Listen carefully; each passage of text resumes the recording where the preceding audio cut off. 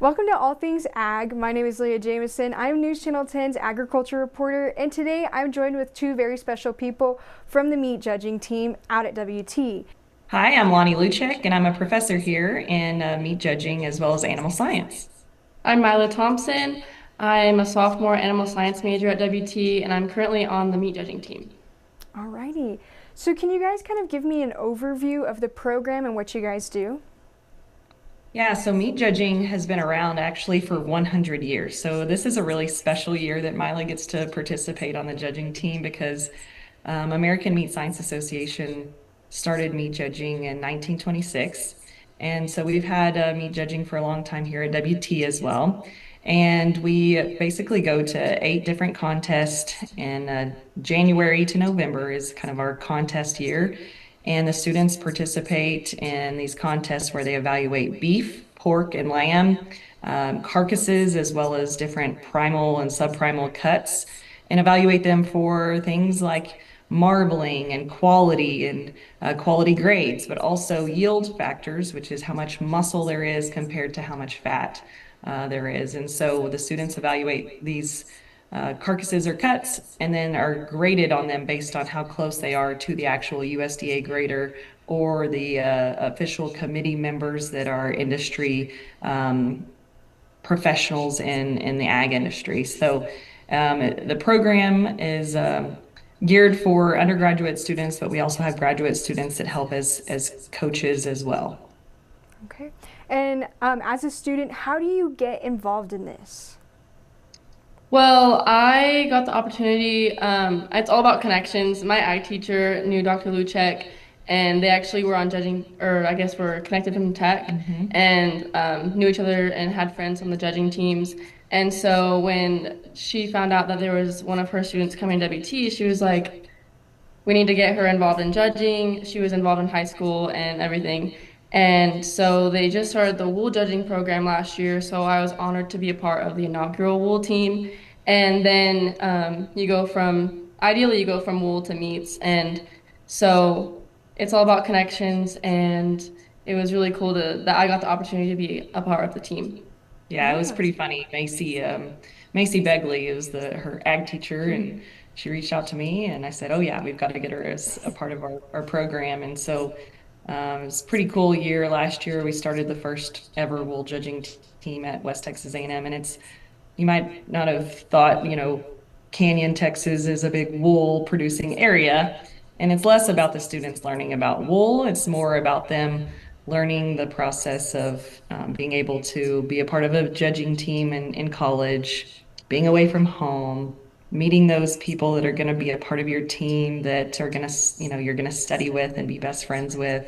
As well as just learning how to handle, your first semester and first year of college. And so it's really kind of a good way for students to get involved in a judging team their freshman year that's not quite as hard or quite as big of a time commitment as meat judging.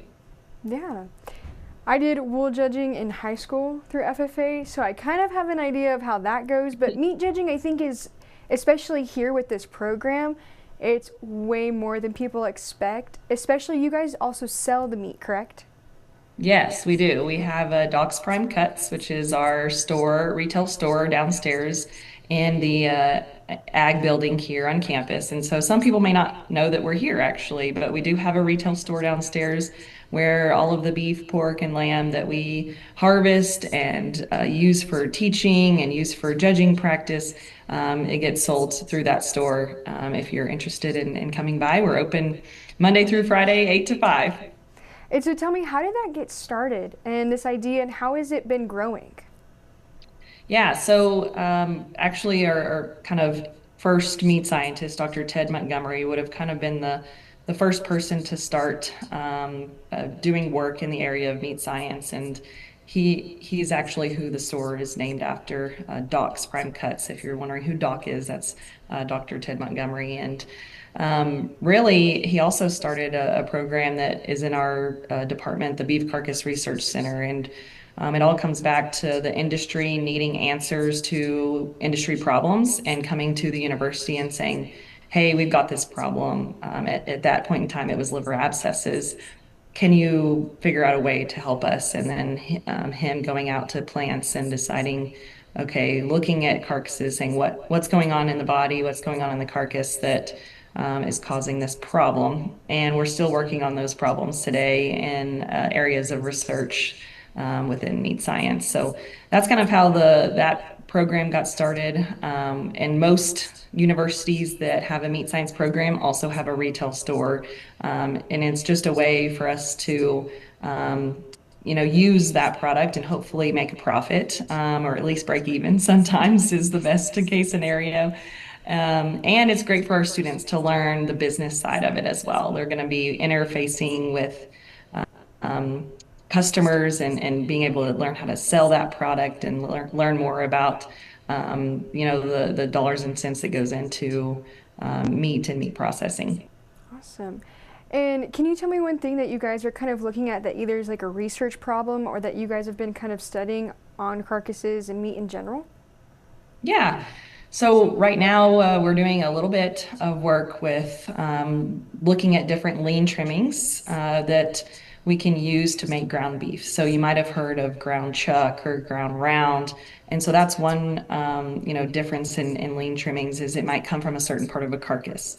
But we also have different lean trimmings that may come from other countries. So here in the US, we produce really, really fat cattle, or a lot of times we have to find something to mix with the fat that we produce. And so a lot of times we import lean trimmings from maybe Brazil or Australia or New Zealand or some other country to mix with our fat in order to provide a low cost ground beef product for consumers. So right now we're looking at different lean trimmings used as a source for different ground beef. We also have projects looking at animal growth and development as we kind of enter, or as we're in this phase of really low cattle supply. Cattle are also just getting bigger year after year. And so we're looking at different ways of chilling those carcasses, how they're growing differently. Maybe also a little bit about liver abscesses amongst those carcasses. Another project that we're looking at is foreign material. You might not know this, but some people still use darts and what we call buckshot, or rounding up cattle, maybe using a shotgun, which is very bad because some of that little metal BBs, those little metal pieces could end up in the meat, which could cause thousands and thousands of pounds to be having to be thrown away or recalled. And so we're looking at ways that we can identify that foreign material in the live animal before it gets to the fabrication floor and we have to throw away really high value product. So those are some of the projects that we've got currently going on amongst a number of others. But we do work in the area of meat quality. I didn't mention some of our food safety work, looking at salmonella and how we can reduce that in the feedlot as well. But that's the cool part about where we work and what we do is we do something different every day. And so we get to see and hear a lot about what's going on in the industry and try to find those solutions.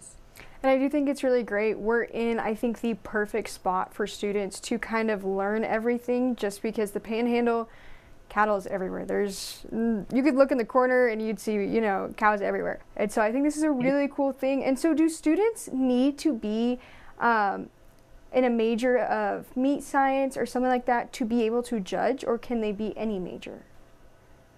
No, they can be any major. We have students on Mila's team that are ag education, that are ag business, that are plant science.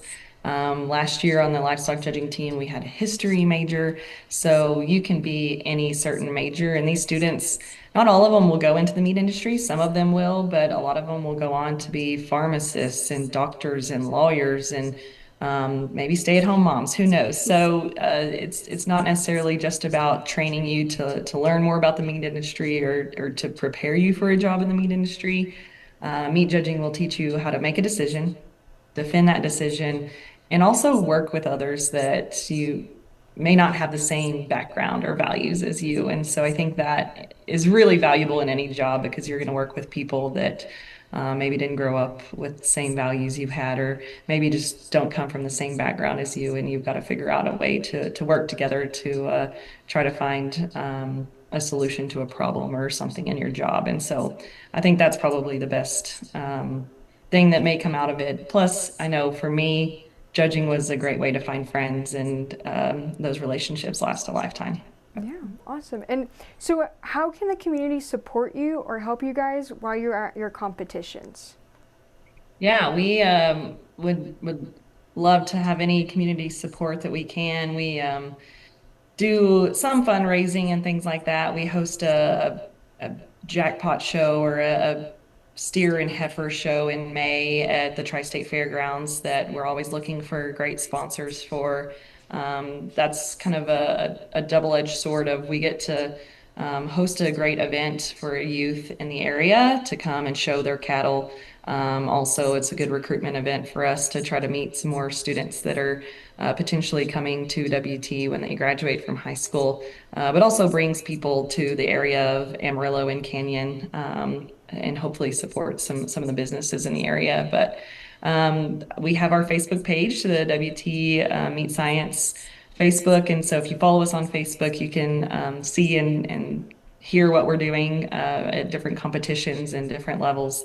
So yeah, definitely give us a follow on Facebook and stay tuned for more events that we'll be going to. Awesome. I Well, second thank you that. so much. Thank Thank you. you.